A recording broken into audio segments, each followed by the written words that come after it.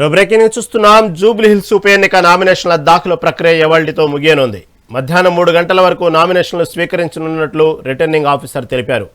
చివరి రోజు కావడంతో భారీగా నామినేషన్లు దాఖలే అవకాశం ఉందని అధికారులు అంచనా వేస్తున్నారు.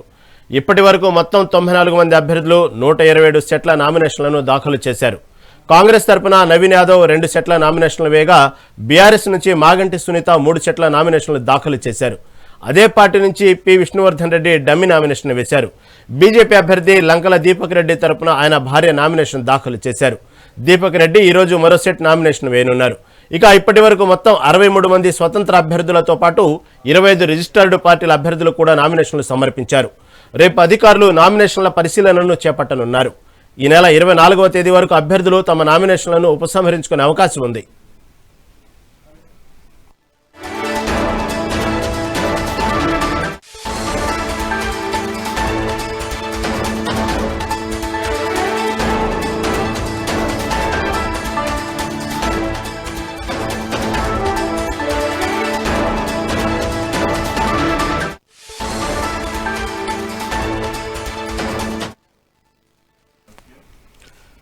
జూబ్లీహిల్స్ ఉప ఎన్నిక నామినేషన్ల దాఖలు ప్రక్రియ ఇవాళ్టితో ముగియనుంది.